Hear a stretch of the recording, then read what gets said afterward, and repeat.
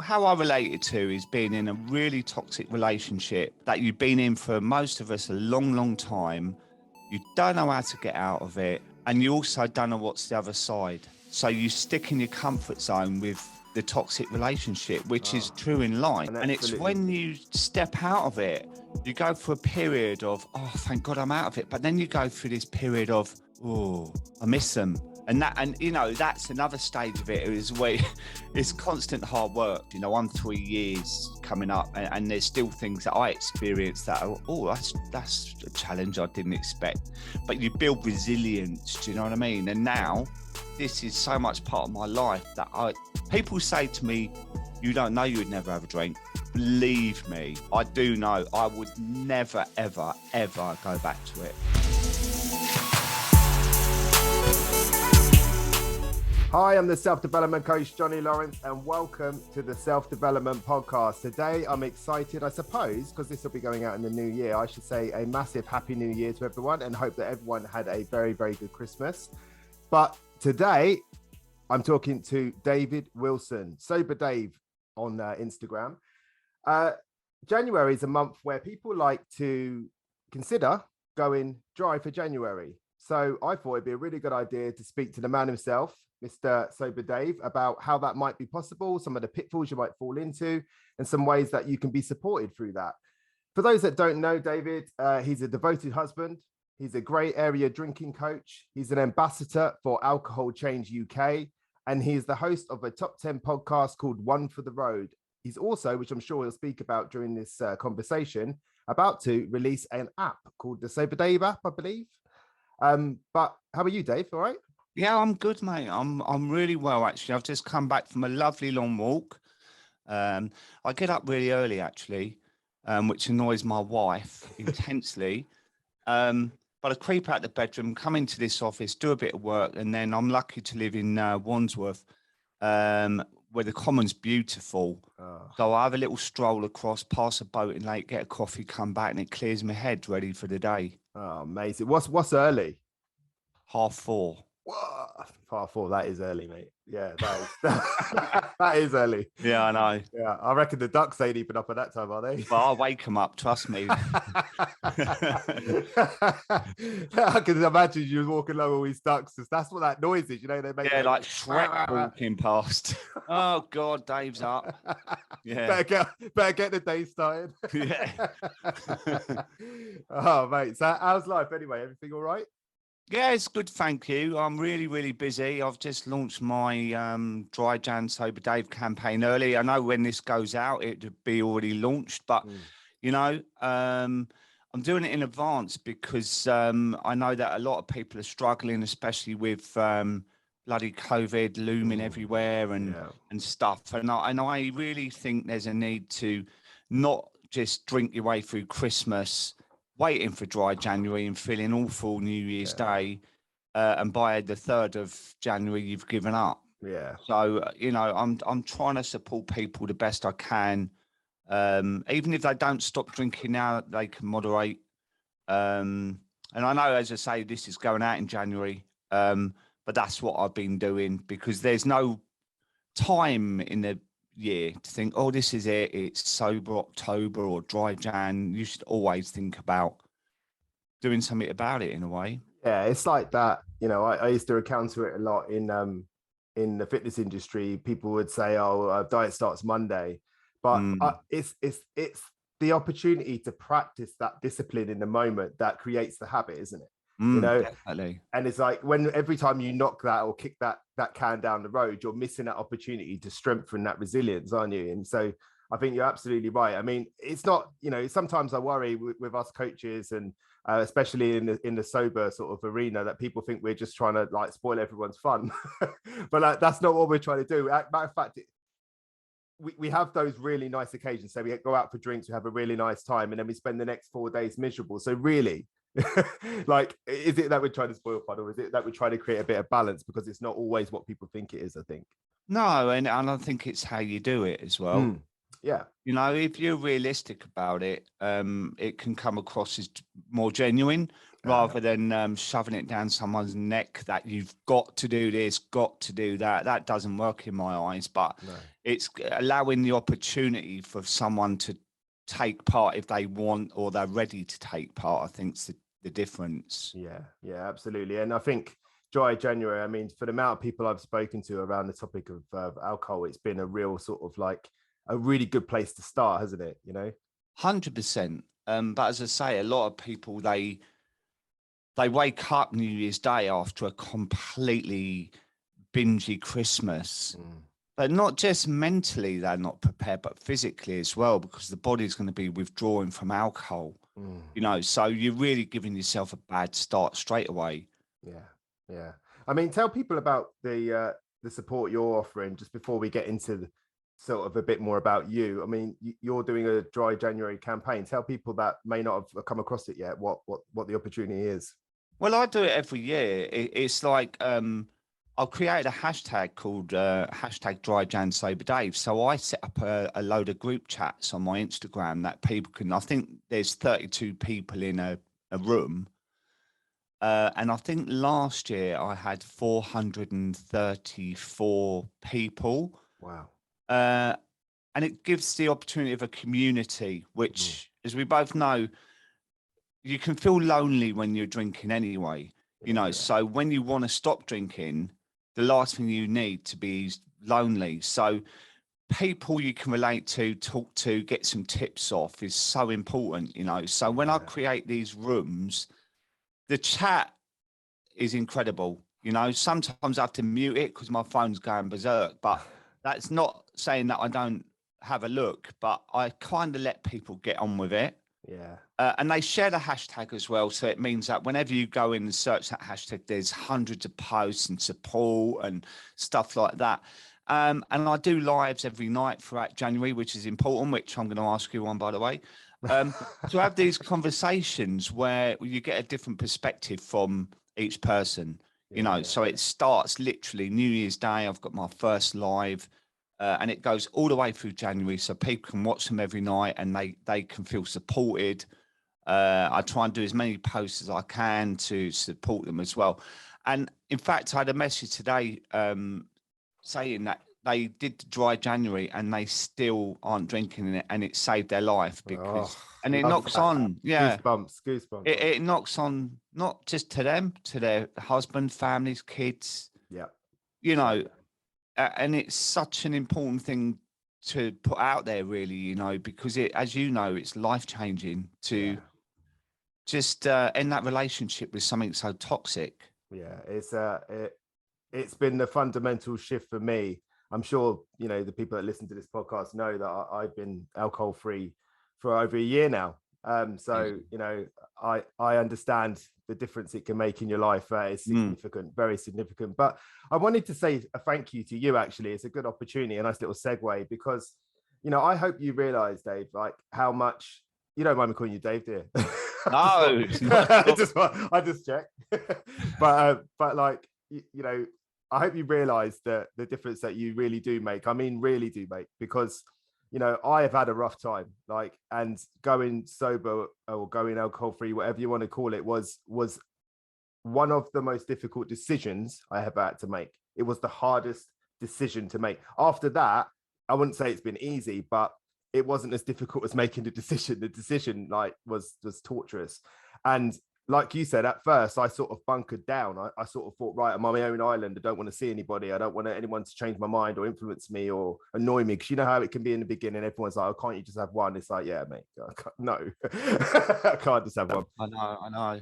But it wasn't till, due to COVID and all that, it wasn't till, I don't know, maybe 9 months into it where I had an opportunity to go to a wedding. And I was really, really scared about it because I'd not been to a wedding sober before. And I woke up in the morning and I was sat on my phone and I was really anxious about it. And you came up with a message on my Instagram, and it was like you was in my head. I can't remember quite what you wrote, but it was a nice, really long message. And I can't tell you how much I appreciated that message in that morning. And I just sent a message. I sent a comment over just saying how much I appreciate it. Thank you. I really needed this today. And you responded. you know. And I just, that's what I mean. It's like it's really real. Like there are lots of people that are out there, and for whatever reason they don't respond. You know, maybe they're busy, maybe they got lots of followers, maybe they didn't see it, and that's okay. Yeah. You know, Yeah. but you did, and it I can't tell you how much that little thing meant to me on that day. That's amazing, mate. I'm really grateful for that. And you know, you've been a constant source of inspiration. I mean, I haven't had it as bad as some when it comes to wanting to, you know, I've tried to keep life simple. So there's not been that much to challenge it, but it's hard anyway without challenges, isn't it? It is, So, mate. But do you know what I think is really important? Doesn't matter how many followers you got or how busy. If someone takes the time to message you, I always try and respond. And it can be after a 12, 14-hour day. And I look at my messages, and in the request, it's got 12 messages, you know. But I try and take my time to say, look, you know, I'm busy, but I will definitely respond to you at some point. And then I flag the message, because we got responsibility. You know, we put it out there on this platform and people seek help, even whether it's, as you just said, an answer. So I've DM'd people before, never heard another thing. And as you say, if they're busy, it's okay. But I do think that we have a responsibility, because we're putting it out there. So you're right. And I talk a lot about my trauma, not because I want sympathy. I talk about it because I want people to have that feeling of, and it's the same around alcohol as well. It's really easy to think that there's something wrong with you, and that no one really feels the way you do, and that you're the only person. And as crazy as that sounds, saying it out loud, honestly, the feeling that you have is that feeling. You feel completely alone. You feel like no one's going to understand, that people are going to judge you. So it's so important that when we talk about our stories, we do it from a place where we can go, I get it. I know how you feel, you know? Yeah, but you know, that's the stigma of it. Yeah. Because as we say, it's the only drug you have to justify not taking, right? And that's because we're embarrassed, we're ashamed about where we've come. You know, like me, I was ashamed of how much I was drinking. So I couldn't even talk to my best mate about it, because I used to drink at home. So when we would go out and we'd have 6, 7 pints, he would go home and then stop, and I would go home and start getting stuck into a litre of vodka. You know? So it's creating a space for people to feel safe enough to be able to talk. And this is what we try and do here in this community, you know, and it's like a big heavy coat they take off, and they go, oh my God, I feel so much lighter. By just saying, oh, you understand me. I thought I was on my own. And that alone is huge relief, which gives you that boost to think, right, okay, I can do this. Oh, you're so right, man. That's the feeling I got. I mean, there's literally hundreds, potentially thousands of reasons to give up alcohol, benefits and all that. But the one thing for me was it became this, it almost felt like a job. Like it's this burden, this commitment that I had to alcohol that didn't make any sense. And I could see all the logic behind it. You know, I could have a conversation with you and totally understand that it was destroying me, but I couldn't stop doing it, or I felt like I couldn't. So when I stopped, I had that feeling of freedom. Like I'm free from this like curse almost, you know? Well, how I relate it to is being in a really toxic relationship that you've been in for, most of us, a long, long time. You don't know how to get out of it. And you also don't know what's the other side. So you stick in your comfort zone with the toxic relationship, which is true in life. And it's when you step out of it, you go for a period of, oh, thank God I'm out of it. But then you go through this period of, oh, I miss them. And you know, that's another stage of it, is where it's constant hard work. And, you know, you're a year and over now, and you've done the birthdays, the holidays and whatever, but it never ends. You know, I'm 3 years coming up, and there's still things that I experience that are, oh, that's a challenge I didn't expect. But you build resilience, do you know what I mean? And now this is so much part of my life that people say to me, you don't know you would never have a drink. Believe me, I know. I do know. I would never, ever, ever go back to it. Oh man, honestly, this is what I mean. I totally resonate with you. It's like we're the same person, mate. Brothers. Brothers. Yeah, brothers, honestly, because it's crazy. I absolutely understand. Mm, I mean, let's what I'm trying to do here today as well, apart from the obvious support for people in dry January and onwards, is I want to sort of clarify a few things as well. So one of the things I want to clarify is that understanding or that misunderstanding around alcoholic, around grey area drinker, around problematic drinking, because people, when I started speaking about my own journey, the natural assumption, is that, oh, I didn't realize you was an alcoholic. And it's like, well, I'm not sure it was alcoholic. And actually, when I say that, I don't say that from a point of being ashamed of it. I say that as a point of not being disrespectful to alcoholics, because my problems were really bad for me. However, I wasn't an alcoholic because I've seen alcoholics, I've known alcoholics, and the things that they go through is it's not me. It's very, very serious. And I can't say on the alcohol front that it was quite as serious as that. But problematic drinking and grey area drinking is as serious as it can get without being an alcoholic, I suspect. I mean, I might be wrong, but could you help sort of clarify the definitions around it, around, alcoholic, grey area drinking and problematic drinking? Yeah, I mean, I don't particularly like the word alcoholic. I think it stigmatizes a human being. We're all individuals. And why should we call ourselves, hi, my name's Dave, I'm an alcoholic? I do know for some people that helps them to have that label because it keeps them on the straight and narrow. But for me, I don't like it. And, as you say, there are some people that are physically dependent on alcohol and they could be in serious trouble if they stop. I know people who have died. I know a 26-year-old that's had a seizure and ended up in hospital, so it's a serious thing. But talking about grey area drinking, there's a huge void in between a drinker that can take or leave it. And you say to them, well, would you care if you never had another drink? No, not really.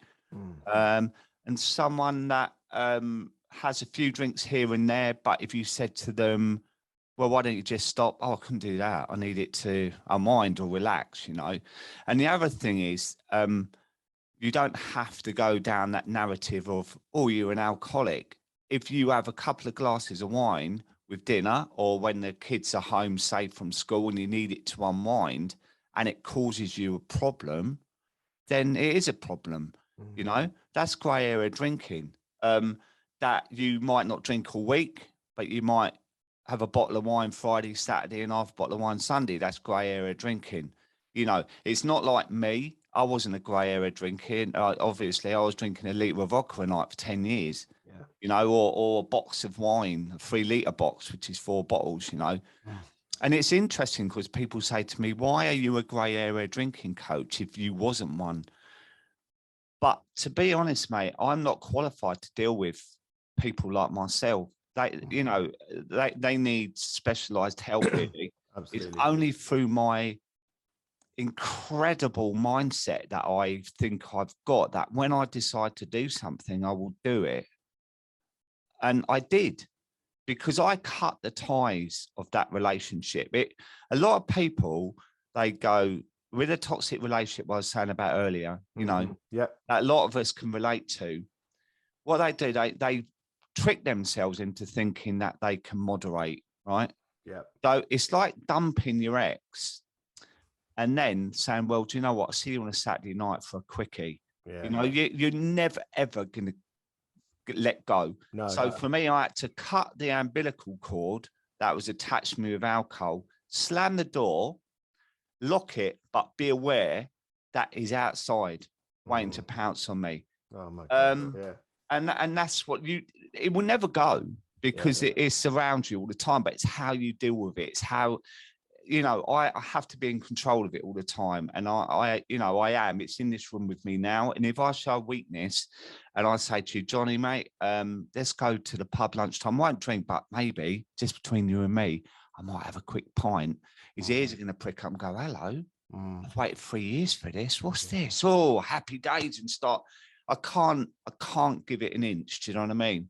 Yeah. It must be quite tiring way to exist. People might think that, must be not really, because you get used to it. Yeah. It's like you get used to your ex. After a while, you see him on social media and you go, actually, that would have bothered me a year ago, but now I can look at it and it's there, but I'm all right with it. You know, that's life, and you progress. You know, you move on and you adapt as well to a new lifestyle, which is what I've done. And that's why I wouldn't go back, because life is literally 100% different to what I had before. Yeah, you're starting to see the advantages and the benefits of it more than the disadvantages and the sort of like I saw that within the first 2-3 weeks, and that's why dry January is so important, because you get so many benefits straight away, literally within the first few days. I mean, one of the things, you know, that comparison you use to like a toxic relationship, as you say, it's a more, you know, for some people who don't have that, you know, that issue or that problem around alcohol or that challenge, it's a really good way for them to understand, because something that I've experienced many times in my life is that even there's comfort in familiarity, even if that familiarity is not good for you. And, you know, sometimes, you know, I remember it as a kid when I grew up in a very abusive household, very, very violent household. And at 16 years old, I had to move out because I was getting bigger and stronger and I was starting to come up against my dad. So I moved out. And I remember feeling lonely. I was so lonely, and I kept thinking I want to go back home again, but I'd got away from home for a reason. So it was a real, it can, you know, that is a great analogy, because alcohol, it's that friend that's always there for you. It's a comfort blanket. Yeah. You take the comfort blanket from a child and it's going to scream for it. And it, you know, I love what you said there, because it's like some people go into prison, right? Become institutionalized, which we do with alcohol. It's like, that's what we know. This is our coping mechanism, right? For anything, good day, bad day, any day. And then when you remove it, it's like you're lost. And some people commit a crime to go back into prison because they feel safer in that environment. And that's what people do with alcohol. They think, do you know what? I know this is better for me, but I'm going back to that because it's what I know. Yeah, you know, there's a safety to it. It is the safety net, you know. Yeah, and mate, honestly, absolutely, you're so right. I mean, the word that I got given by someone who helped me, was grieving. There is a grieving process when you give up alcohol. Like it does become that support mechanism for you. It becomes that go-to thing when stuff gets really overwhelming and really hard. And the bit that's caught me out, the bit that's been very recent in my progress, has been that I didn't think about my wife having to grieve too. So my wife has to grieve the person that she married, because when she married me, there was someone who drank alcohol, did all these different things. And, you know, this is the most powerful thing this has been said to me recently. They said, like, imagine that somebody has died, but yet there's a person looks just like them walking around your house. And I was like, oh, impact, you know. And that's where I was able, because I kept thinking of it from a selfish point of view, almost like, why can't she be more supportive? And then I realized that she's going through her own struggles. So it's not just like, exactly as you said earlier, it's not just you in your situation. No, it's how it affects other people too. I did a post the other day about it, actually, because when I had my event, my Christmas event, I was introduced to this lady. And I held her arm and I said, how are you? Because I found out that she'd lost her husband through drinking, right? And she welled up and she said, thank you for asking, because no one did. And I'll tell you how I related, right? Is that my wife's had cancer 3 times. Wow. And no one really ever asked me how I was. Yeah. And it's the same for a partner of someone who's dependent on alcohol, right? Because they're the victim when we're drinking, but they're often the victim after, because they don't really get any support themselves. So I quite often talk about reaching out, creating a community where they can have that conversation. And me and Em, we did a video for Alcohol Change UK, which is all about that. You know, how she felt. I've recorded a podcast on my one, with her talking.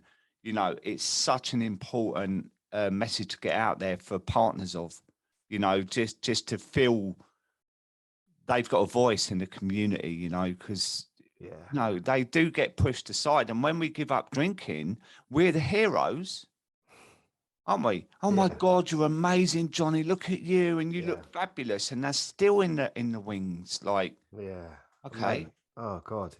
Yeah. You're honestly, I love the way you speak. The analogies you use, you're absolutely amazing, mate. Absolutely amazing. I mean, I would love for you to just share a little bit about your story and your sort of journey towards sobriety, so people understand sort of what route you had to take. And because you've alluded to it now, but there may be some people that aren't aware of your story. Would you mind sharing that today? No, not at all, mate. Yeah, I mean, I was a typical lad in my teens. My mum left us when I just turned 14, but she didn't say goodbye. She left a letter. So I was getting ready for school and saw this letter to Dave, and it just said, "I'm leaving your father. I'll be in touch." And I didn't see her for a year. I didn't even know where she was. But then my dad met someone quite quickly after that, and I'd felt completely isolated. So I got into the wrong crowd at school, because I wanted to be accepted. And I was, because we were drinking beers at the shops, asking adults to buy us stuff and smoking. I had a tattoo done at 14, and because in those days there was no ID, going to the pub. And I suppose really it was like normal 20s, playing a lot of sport, football. I was really fit and going out with the lads after, which to me was like part of growing up. But then when I reached my 30s, I started going to this little backstreet local pub, got accepted in there, and nicknamed Glugs pretty quickly, because I used to neck the pints. I could do 6-7 pints in an hour. Wow. But then what happened was there was an off license over the road, like a Threshers. So I'd nip in there and just get some top ups. And that's where it started to change, because I started to drink like Diamond White ciders at home. So I'd leave the pub with the dopamine high of actually I can carry on, and then no one's there watching me getting absolutely hammered. And I fell into that like a duck in water. But that went on all my 30s, failed relationships left, right, and centre. And then when I was 40, I moved into a house on my own, beautiful cottage, away from the pub. So I started drinking indoors all the time. Started drinking wine, because I could get hammered pretty quickly on that, and I wasn't bloated. And in those days, you get free for a tenner in the supermarket. And I ended up drinking 2, thinking, Jesus, that's terrible. But it wasn't long before I started drinking all 3. Yeah. Then I was putting on weight. So I Googled what alcohol has the least calories, and vodka came up, right? So I started drinking vodka. And towards the time that I was celebrating my 50th, I was drinking a litre a night. That's how it escalated. I got asked onto a TV program, 60-minute makeover, got the gig, thinking, how do I socialize when I'm drinking a litre of vodka? How can I maintain that? But I realized that the people on the telly, that's the team, the producers, the runners, they all love to bloody drink. So we used to go out in the lash constantly, but I used to hide bottles of wine in my suitcase. So when we went back to the hotel room, I was drinking even more. Getting up in the morning, they'd gone, Jesus, Dave, you reek of booze. Like where they might have had a few beers, I was topping up in my hotel room. Did a makeover in Wandsworth, and this lady come home at the end. Peter Andre welcomed her, gave her a hug, and I've nudged my mate and gone, bloody hell, mate, she's gorgeous. Ended up messaging her on Twitter, I think, got chatting, arranged a meeting, kind of fell for her. It was like that gut instinct, Christmas jumper day, 2014. I sent her a message. Hi, show us a picture of your Christmas jumper. I mean, how classy am I, eh? I mean, anyway, I didn't hear all day. Not at all, nothing. But that night, I was half a litre of vodka down, and I got a message saying, hi, Dave. I've been to the hospital all day. I've been diagnosed with cancer. And I was like, whoa. So I said to her, look, do you want to meet? And she said, yeah. And bearing in mind, we'd only ever said hello on the show. She'd come home to see her housemaid over, and that was it. We didn't really know anything. Anyway, the next day I met up with her, and it was almost like, right, that's it. But the interesting thing, Johnny, is that when she met me, she noticed my hands were shaking. like badly, when I was pouring tea out and whatever. And sure, I wonder what that is, you know. Anyway, one of our first dates was in the chemo ward, and that's how we got to know each other. But what struck home to me was one day I walked in there with an absolutely stinking hangover. In fact, I had to get a bus to the hospital because I couldn't drive.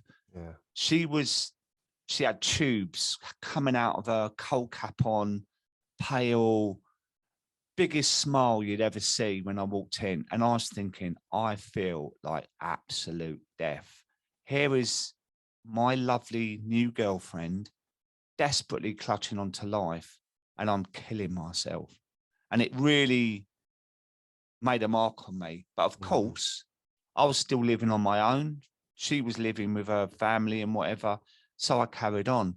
And I kind of hid it really, really well for our relationship. But, you know, we fell in love and we got to know each other. And then one day decided to sell my house and move in. And so my house was sold really quickly, mad. There was no chain. In that time, I was like, I've got to sort my drinking out because I can't move in with her the way it is. I've got to sort it out. Every night when I'll start again tomorrow. You know how that goes. I'll start again tomorrow. I wake up in the morning. Oh my God, I'm not drinking today. Lunchtime, I'll have one, drunk. You know, moved in. Of course, I hadn't dealt with it. So I had literally a couple of weeks of where I was climbing the walls, irritable. She's got triplets and then an 11-year-old. It's like I was used to my peace and quiet, getting drunk all the time, you know. All of a sudden, it was like what I said earlier about coming out of prison. It was almost like going into prison because everything was different. Yeah. I had no idea about any of it. But then I started introducing alcohol, like, come on, let's have a glass of wine. It's relaxing. And then within 2 or 3 months, I was full steam ahead, and she started to see there was a real problem. We was arguing, falling out, and that. And then we had a massive argument, and I stormed off. Basically, I was under so much pressure. Went to Eastbourne and literally had 4 days of being homeless on a bender, drinking in a pub 12 hours. I must have been 16, 17 pints of Stella. Go to the offie, buy a bottle of vodka. Good idea. Let's watch the sea and the sky on the beach, fall asleep and start again tomorrow. Well, mate, I don't know how I survived that. You know, somehow got back, spent an hour with the doctor, literally an hour, and come out and the waiting room was like heaving. Still didn't stop. You know, it went on. And then it got to a point that it was just make or break. She wanted out. I was nearly 20 stone in weight. My blood pressure was ridiculous. The doctor said I could just drop down dead any moment. And then one day I got up and received a text from a very, very good friend of mine. And he just said, how do you feel like giving up alcohol for 3 months with me? To see how you are with your health, your marriage. And do you know what, mate? When I looked at it, I burst out laughing. It's like, I can't even give up for 3 hours, let alone 3 months. But it was like the weirdest thing, mate, because my mum had recently died. I had the worst year in 2018. Like the builder run off with a load of money. My Rolex was stolen. My mum came ill and died. Literally, it was a catalogue of things that probably kept me hooked into drinking. This text trickled in throughout the day. I had no idea I was going to stop. It was like random. But the thing is, Johnny, I kept saying, I know I've got to do something about it. I know I've got to do something about it. And I knew it couldn't be moderation. And then that night I just said, are you in? And he said, yeah. And I went round his house and he was just standing there up there like some big messiah. And I just said to him, let's do it. And that was it. That was January the 7th, 2019. I've never had a drop since. And it was almost like a miracle to me. Yeah. And I still think my mum had her hand in it because I was with her when she died. I held her hand and I experienced an hour of her just looking forward, staring. Her eyes changed to the most incredible turquoise blue. And then I could go like click in front of her eyes. She wouldn't blink and that. It's almost like she was leaving. Do you know what I mean? Yeah. And a month later, she visited me in my dream, and it was a realist thing. It wasn't even like a dream. It was like a spiritual event in my life that I had a conversation with her. And then after that, I thought, do you know what? She's helping me here somewhere. And I believe that. It's not woo-woo for me. I honestly believe she's given me some kind of inner strength to just cut those ties, you know. And from that day, from going from 3-4 bottles of wine a day to a litre of vodka, I just stopped, which is a miracle, really, isn't it? Was there any danger in that? Like, was there any sort of like, did you have sort of very strong withdrawals or any issues? It's a really, really good point. And really, I've got to make it clear that that's really not a good idea to do that. But I've talked to professionals about it, and the job I had was really, really physical, hard work. You know, I was in the carpet game, and they said, you know, I've got incredible strength and resilience. And it was actually William Porter who wrote Alcohol Explained. And he just thinks that my body was so used to getting rid of the alcohol out of my body really quick. I wasn't one to just sit there or lay in bed. I would graft it off. Yeah. That he thinks that, you know, that was a big part of me. You know, I'm not saying I didn't have withdrawals, but they weren't serious. No, you know, they weren't like life-threatening. So I had to go through a few days of like sweating and really shaky and that. But I kind of did that time. It's like when you got flu or a really bad cold, you can't just get up and go out. You have to go through a period, which I did, which was probably a few days really. But I also had the incredible feeling, oh my God, this is it as well, which kept me going. What is that feeling? I mean, that's a really good thing, because I think when people consider giving up alcohol, like, it's so easy to focus on what you lose. But all of those, you know, like you said earlier, Christmas, holidays, birthdays, all that, you know, the idea of not drinking in their moments is like that feels like a real loss. So when people are considering that sort of giving up alcohol stage, they focus a lot on what they're going to lose. But what did you gain? What did going alcohol free give you? What did it give you? Well, from the off, it gave me that freedom of, this is a new beginning for me. I've cut those ties, because there's a thing called spontaneous sobriety, right? And that's what it appeared that I did, that it was spontaneous on that day, that I just said, that's it. But it wasn't, because the fact for months I was saying, I know I've got to do something about it. And it was all subliminally sticking in my mindset that it's almost like I was preparing myself without actually saying, right, on the 7th, I'm going to give up. It was those conversations that I was having that were really an important part of that, you know. The foundations. The foundations, exactly. And that's why the conversations we have with ourselves is so important. So when you say, I can't do that, you're not going to do it, are you? You know? So when I stopped, I had to remind myself constantly of all the benefits, which are huge. We could have a whole podcast on that. But I also had to remind myself of, actually, what does alcohol bring to my life? And it's the first half an hour. Well, the first hour, actually, because half an hour you're thinking about having a drink, you feel excited. You think, do you know what? You justify your reward for whatever it is.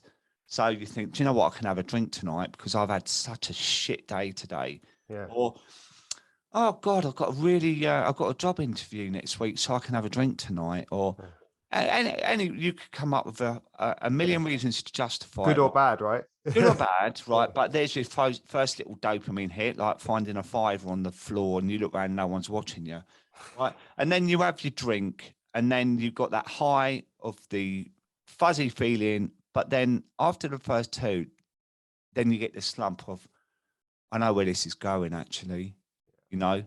And is it worth it? Or, you know, another analogy I'll say, if you loved a certain food like paella, right? But you knew it would give you food poisoning the next day, you wouldn't have it. So, mate, you're the king of analogies. I know I drive people mad. Brilliant, absolutely brilliant. You're right, and I mean, it's in some ways that's what a hangover is. I mean, my hangovers used to last for 4 days, and when I say that, I don't mean I felt sick and I had a headache. I mean the anxiety, the self-hatred, all that. It would last for it got worse over years. You know, it got to the point where, you know, I found myself, you know, getting up, doing my job, which was a personal trainer, which was wonderfully triggering because it made me feel like a fraud all the time. Yeah. And then I would spend the rest of the day like just feeling sorry for myself or wallowing in my own self-pity, not wanting to go out. So I totally get that. Yeah. I mean, so really for you, in a nutshell, it gave you freedom. It was like a hard reset in a way. Yeah, it was, oh God, here we go, another analogy. Ripping the blinkers off and looking at the view, because all I saw, I had such a small life. Do you know what I mean? You know, I thought about alcohol from the minute I got up, and that was the negative narrative. You like, oh, I've done it again. You can't look at your phone because you know you've been on a mission with the old texting and whatever. Is my wife talking to me? I wake up on the sofa and I would creep in with a cup of tea. And if she never looked round at me and said, oh, you're right, I knew I'd said something to her, or which I couldn't remember. And then you go through that period, and then lunchtime it comes, and you start to change. And it's so common, people will be relating to this. You start to justify it again because your body's craving the alcohol again, you know? And then you tell yourself you can just have one, and then you know the rest. But when you stop, the freedom of that voice going, of the time you save, do you know what I mean? God, yeah, absolutely. It gives you so much time to concentrate on other things, and that alone, without the drinking, is like such a wow moment. You think, do you know what? When I get up in the morning, like I said to you before we start recording, that I've got up, I've been in the office, I've done loads of stuff, and I've gone for a lovely walk, got myself a coffee, come back. It was quite cold, which was nice. Met someone, had a chat, come in here, doing this. Woke the ducks up. Woke the ducks up. I feel really energized and positive. Now, if I'd got drunk last night, I'd feel really negative and probably really depressed, actually, because I'd be in exactly the same place as I was yesterday and the day before. And you can't break that cycle. You can't get off the hamster wheel, but you can. You really, really can. And we're proof of that. And it's massively around mindset and self-belief and reaching out for support as well. And education, you know, that's a huge part of it as well. Yeah, you're so right. You're absolutely right. I mean, like I say, king of analogies, mate. Absolutely. And I think that's important because it's getting people to understand that you do understand. And it's not like, you've got your story and some people might not be able to relate to that story. Some people will, but it's the same feelings. It's the same feelings, like you say, like that constant chatter, that constant justification, that constantly setting yourself up for failure every day, then reaffirming it every single day after that. It's a really difficult place to be. And the answer for me and for you and for many others is to stop drinking. It's just to get rid of it. And no one's saying it's easy, but it's absolutely worth it. It's absolutely worth it because what it gives you is absolutely amazing. You get your life back. I mean, some of those things you said there about, getting up in the morning. I mean, one of my signs, one of the things I hated doing was checking my email because I knew I'd have been on Amazon at 2:00 in the morning buying something, and I'd get a message through saying your thing's been dispatched, and I'd be like, oh God, what did I buy? Do you know what I mean? I'm the same, mate. Compulsive buying. I bought something for hundreds of pounds on eBay. Do you know what I mean? Because I thought it was a good idea at the time. It's interesting when you say the one thing you got to do is stop drinking. Immediately people think, oh my God, that seems really hard. But if you reframe it to end your relationship or change your relationship with drinking, that can feel slightly different because you 100% are in a relationship. You could be incredibly in love with your partner, but this relationship will always get in the middle like a sordid love affair. Do you know what I mean? And you always go back to it. you know, because you know it's wrong, you know you're being devious. And that, you know, with me, I used to hide booze and think in the morning, hate myself, thinking I've lied to my wife. And that's one thing that I'll never want to do. Do you know what I mean? So that's why it felt like an affair, because skullduggery, you know, like I would have little miniatures wrapped in bloody toilet paper so they wouldn't clank around in my coat and it's in a the back of commitment, my isn't it? socks. It's a full-time commitment Yeah. to maintain Yeah. constantly, you know, and you wake up not only with a shame of that you've done that, but you feel terrible anyway. And you know that that day is going to go the same way. So to end that relationship, you can see now how life-changing it is, because the freedom that comes along with changing that relationship is unbelievable.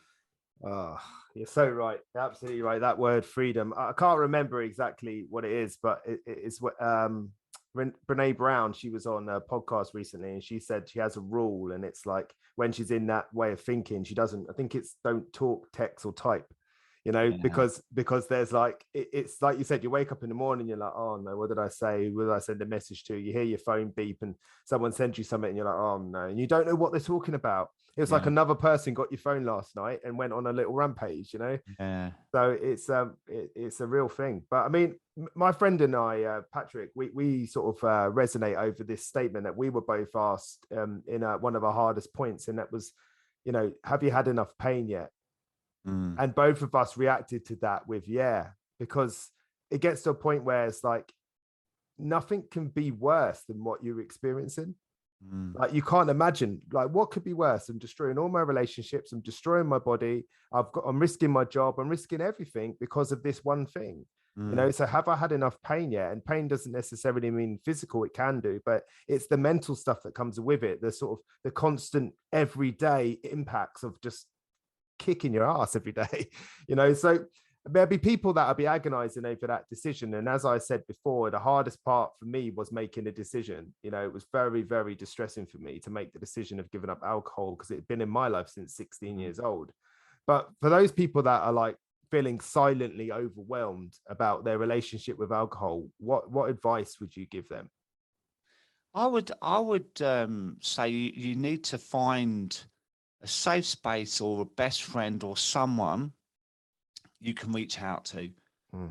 And they don't have to necessarily give you advice, just someone listening to you. The power of that is incredible, you know. And just share your story, you know, albeit with us, you know, a DM, like we were talking earlier, Yeah. can open, like that you said about that post that you saw, change things for you. I did a post 3 years ago now, and I was laying passed out on the sofa, and this guy, I won't say who it is, saw that post, and that minute he saw that post, he stopped drinking, and he's coming up to 3 years sober now because that resonated. He sent me a DM, and I don't know what I said to him, but that's the power of message. Yeah. Also, you have to believe in yourself. You have to get away from that narrative. I can't do it.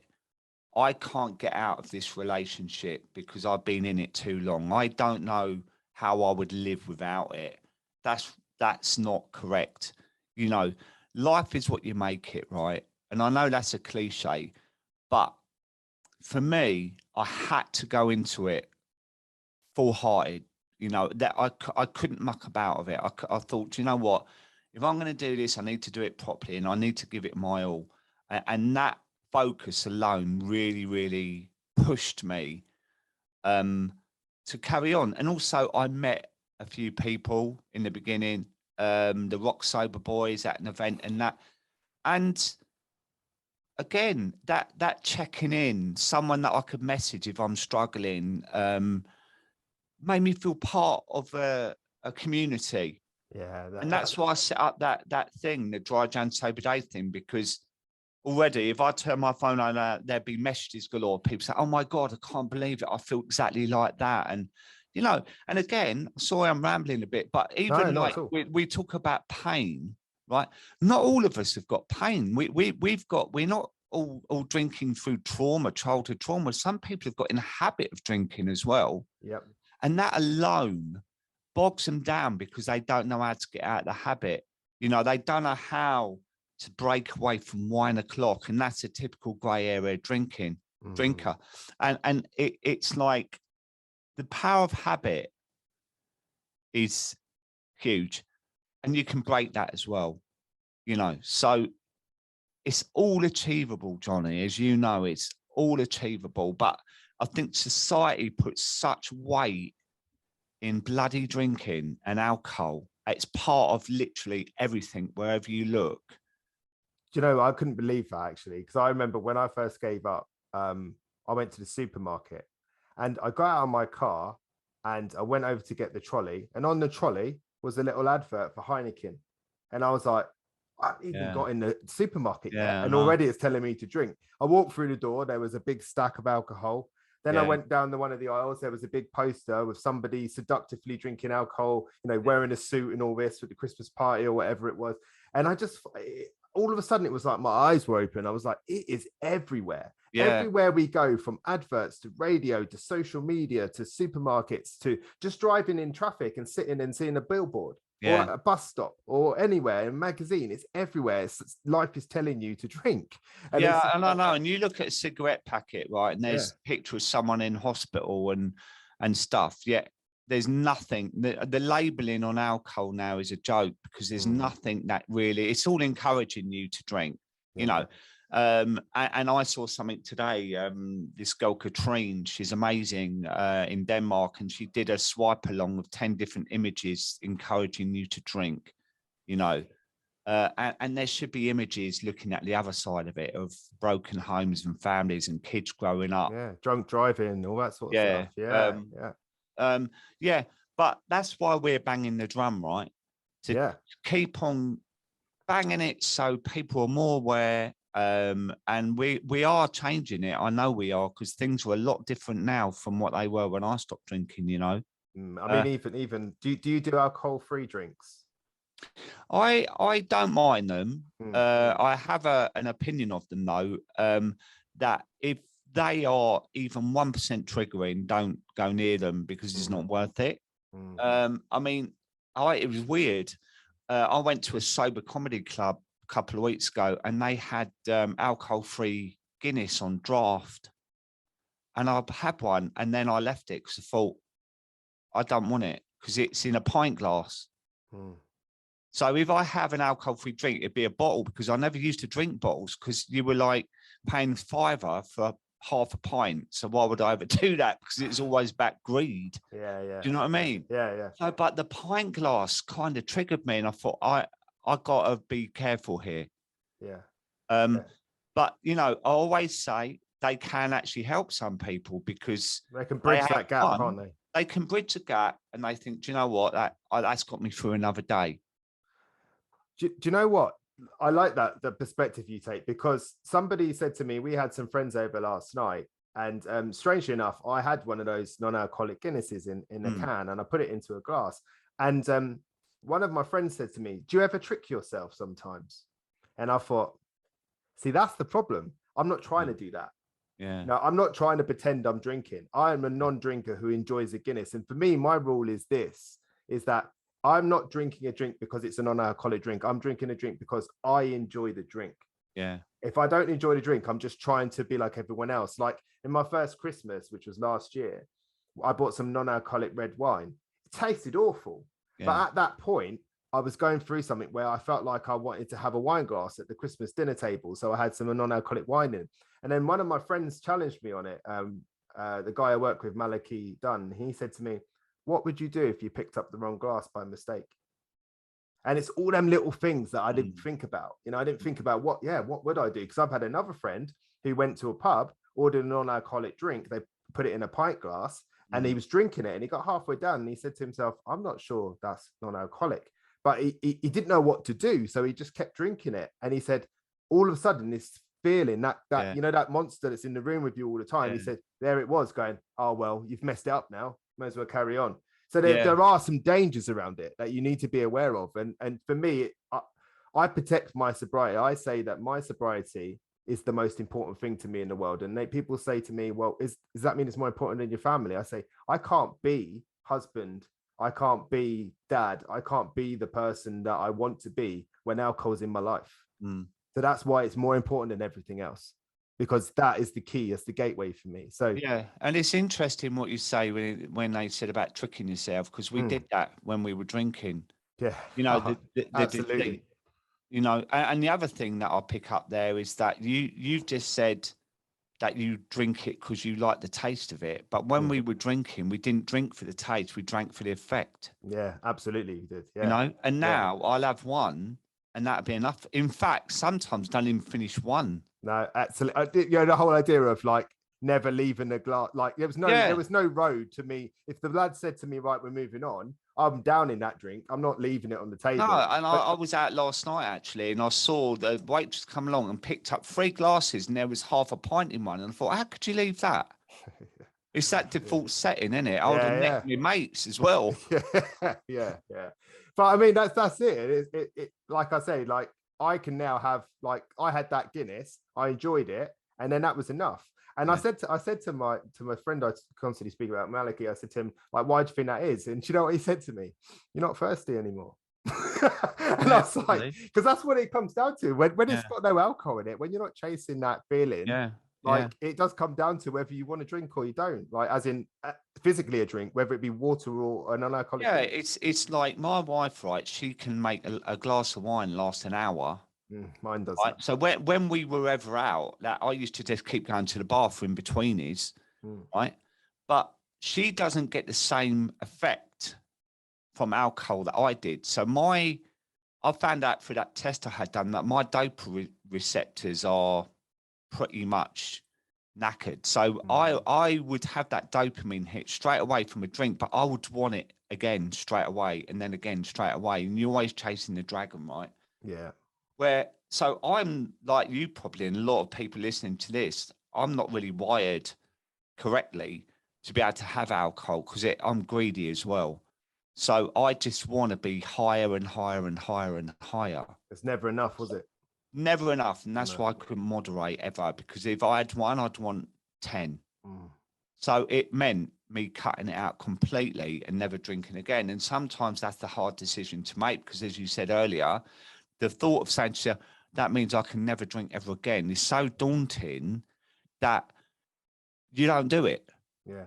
But that's why things like Dry January are really important, because you can look at it like an experiment and you can say, do you know what? I'm going to have 30 days off. I'm going to log all my emotions. I'm going to take a picture of me in the beginning. At the end of it, I'm going to look at myself and log how I feel, how my relationships changed, how I feel every day. Is my energy increased? Have I lost a bit of weight or not? That's not the main issue. But would it be enough for me to just carry on for another week or two? And that's another way of doing it. And because sometimes when you say forever, it's too much. What I got from that, what you were saying there, is the importance of that reflective practice, because that can then become the evidence to support maybe doing it in February too. Yeah. You know, what did I get from January? Actually, look how well I look. Look at how well I'm doing at work. Look at how well me and the missus are getting on. The kids have said, "Oh, Dad, you've been really fun this month." And all that sort of stuff. All that sort of stuff. That's stuff that we all want. That's what all humans want, I think. I hope, you know. But then when you write in the column next to it about what alcohol brings you, you'd be surprised, actually. It would be virtually nothing. It would be, actually, it brings me something to look forward to. And then I shut off my overactive mind or something, you know, overthinking, and then it's an escape. And that's about it, really. And then it ends, and then you get argumentative, you fall asleep, or bugger off out down the pub. Oh, I'm going down the pub. And it's like, you look at the column next to it of what life is without it, and it's enormous. Yeah. Oh man, absolutely right. I mean, we're drawing to a close here now. I mean, a couple of things I wanted to highlight about what you said, which I feel was important and really sort of a really lovely way of putting it, is like, you know, when you give up alcohol, when you're in that alcohol space, you do attract people that are like you attract those people that you drink with, or you almost seek them out, you know. But actually, when you give it up, you also do the same with sobriety. You know, all of a sudden you start following people on Instagram, and those people like yourself come up all the time, and they're constantly there chipping away at you. You start to recognize, oh, that person over there at this party that I don't want to be at is not drinking either. And you go over there and you have a bit of a laugh with them, you know? Yeah. So you start to attract that community Yeah, that's you do. valuable to you. And then the other thing is what you were saying about focus, like what you focus on grows stronger. If you're focusing on can't do it, then that's what's going to happen. If you focus on can do it. Now, can do it doesn't mean you're finding it easy. Can No. do it doesn't mean that you're even enjoying it. It means you can do it. That's what it means. And then that stuff might come a bit later, because at the beginning. Yeah, and it's important as well to say that important tip that I give in my coaching is that when you wake up, right, your mind, you set it off straight away and you say, right, okay, I'm without a hangover, and today I will not drink alcohol. Plants that into your head straight away. If you wake up with a bit of doubt and you go, oh God, my friends are out tonight, how am I going to get around that? And oh, maybe I could have one. That's it. I'm telling you, it's like a greyhound out of a trap, the old mind. It will go down a whole route subliminally throughout the day that you're not even aware of. And then all of a sudden you go to this party and then they say, oh, I had a drink. I don't know where it come from. I just started drinking. Well, let's wind it back a little bit to those thoughts you had before lunch of you saying to yourself, actually, I might be able to have one. Yeah. So you have to lock the door straight away. As soon as you start your day with intention and go, I'm going to put my head on my pillow tonight sober. Yeah.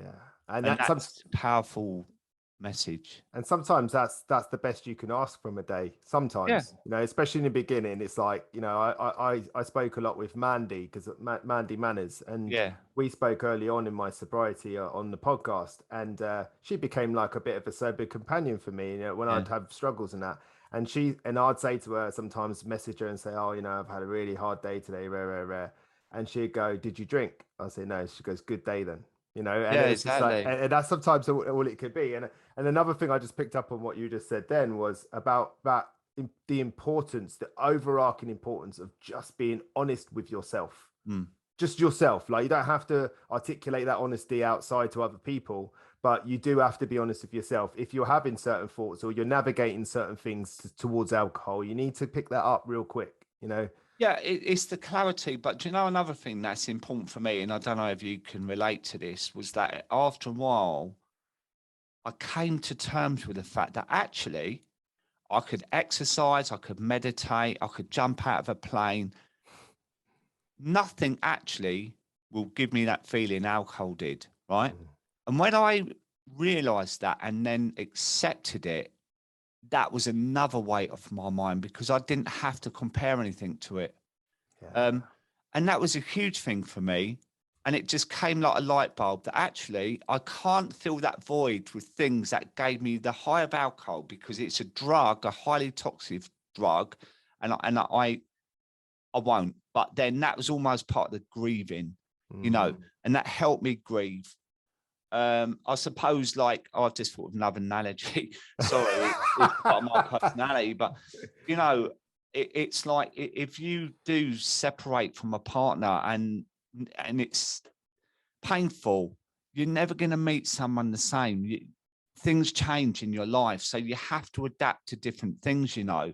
And like, I'm arranging a trip with someone this year when this podcast is out, to Morocco to climb the Atlas Mountains, right?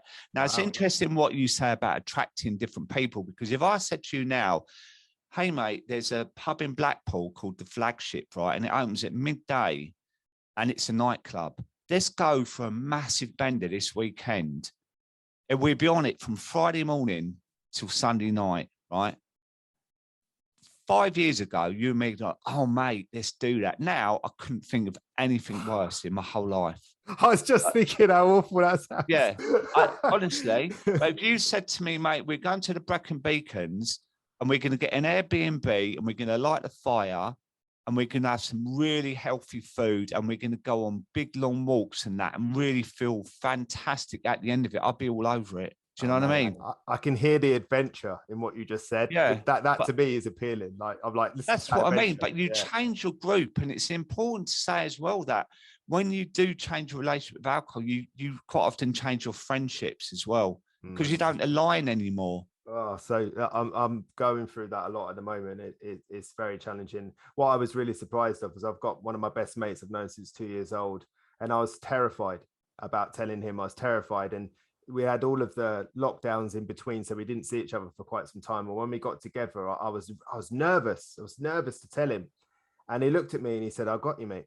And I tell you what, for that whole night, like, it made me feel emotional actually, because like we went out in London for the first time with some friends, and you know, I live in Cornwall, but I go to London a lot from there.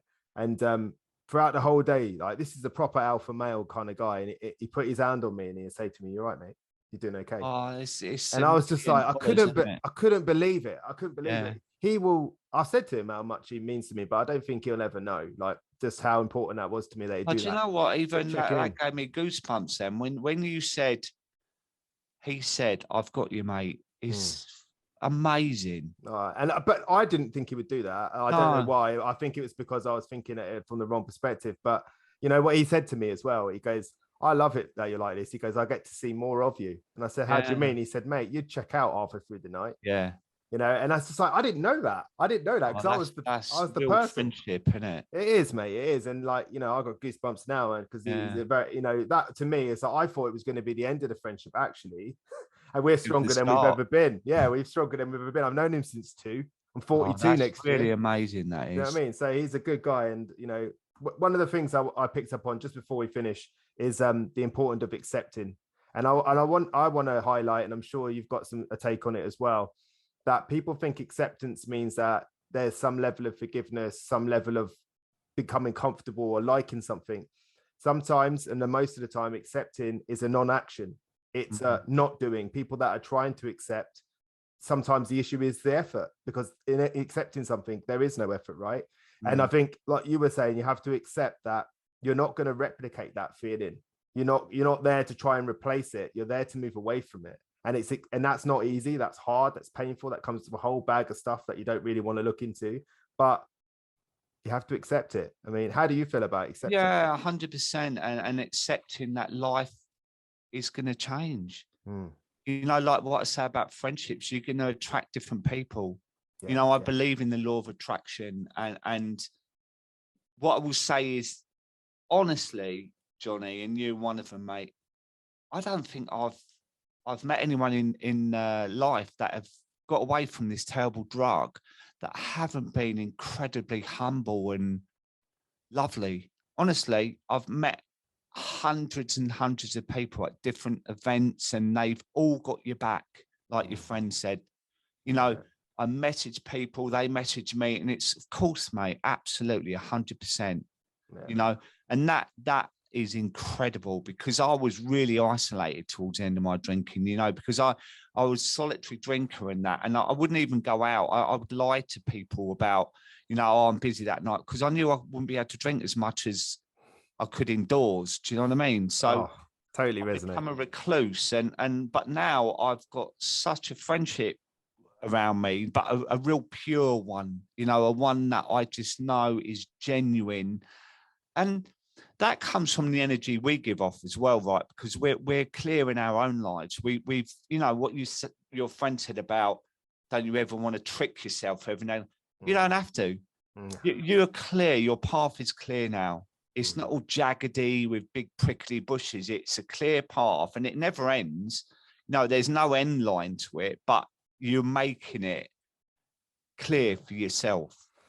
Do you know who I adore at the moment? Is people that, I never used to spot it before, but I love talking to sober curious people. It's the most fun I can have. I sit there and they talk about it, and they're asking questions, and then before you know it, they're following you around, and they've got all these questions. And it's like, are you considering giving up alcohol? And they're like, no. I know. I think you are. My best friend has got a problem with their drinking. Could that be you then?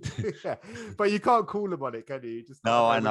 I've got a friend at the moment who's going through it, and it's difficult at times to watch, because he keeps going, oh, you know, I'm back on it now. Well, I'm only having drinks on this day and that day. And I say, I think to myself in my head, yeah, I know what that's going to end up. You know, next weekend you'll have a little bit more. Then the weekend after you have a little bit. I know you can't be judgy though. You've got to no, you can't. You can't. Out the cells, but it's not just judgment. It's more just like it's hard as someone, like you say, this humbleness that sobriety.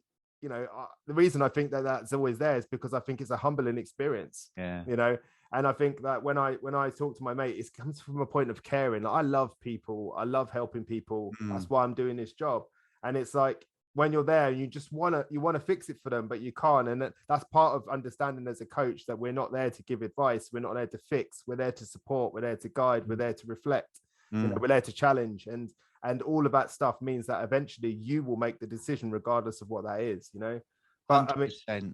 I mean, yeah, you're an incredible guy, mate. Honestly, I'm so grateful for your time today. You've been pivotal in my sobriety, you know, and you talk about touch points and how that echoes out into the world. You know, I help a lot of people, and I do that because of people like you that have inspired me. So I want to say publicly, I'm so grateful for you, mate, and I'm so grateful for everything that you've done for me, whether you realize you did it or not. I had no idea. No, exactly. But I am. I'm very grateful. You know, this podcast is there because I'm sober.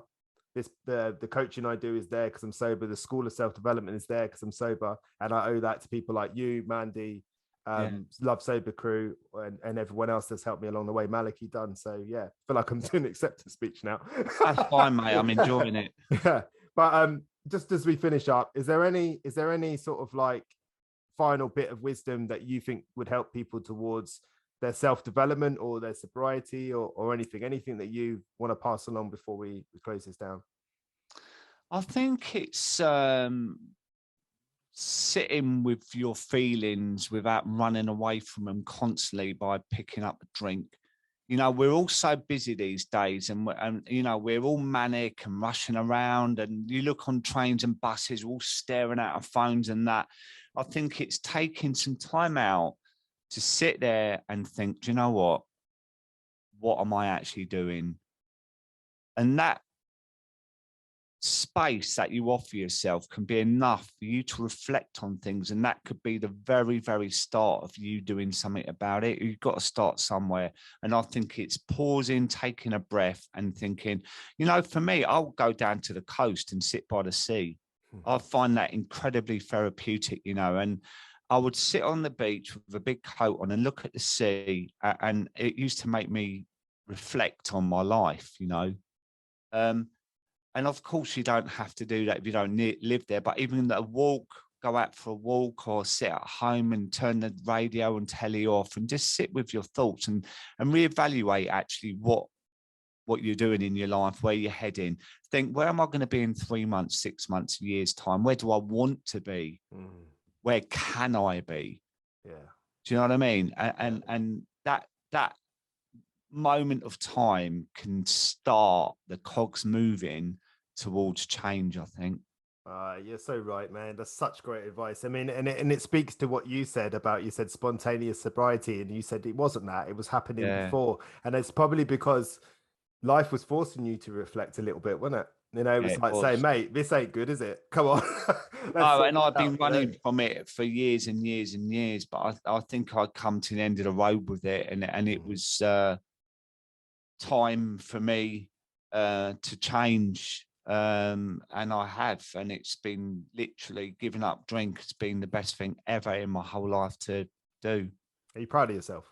Yeah, I am. Yeah, love it. Absolutely love it, mate. Yeah. As I said, thank you so much. Tell people where they can find you, and tell people about anything you want to draw their attention to. And well, I mean, most people find me on Instagram at Sober Dave. I'm starting my 4th season of One for the Road, my podcast, which like you, I can tell the passion you've got in this one. I love recording that. I am in the process of writing a book. And I'm developing this app, which is like a one-stop thing that people can download and subscribe to, and it's going to have everything on there. So I'm doing that as well. And I feel really excited about 2022. I feel like it's going to be a big year for a lot of people. I'm going to go out of my way to meet You? I'd love that. Yeah, let's I really have would. coffee or lunch together and get our Right. heads together, because I think we can do something. And just as I said earlier, mate, we've got to keep banging the drum, because it does change lives, and it changes the narrative people are in of, I can't stop drinking, because you can. Yeah, absolutely right, mate. I'm gonna end it there, because that's just some powerful. Like, you're an amazing guy. Thank you so much for your time today. And people that are listening, go out and check out Dave. Check out the Dry January hashtag. Follow that. Get involved. Even if you're curious, ask questions. Because this is the man to talk to. He's absolutely sensational. Thank you so much, mate. Thank you, Johnny. Have a great day, mate. Yeah, and you, bud.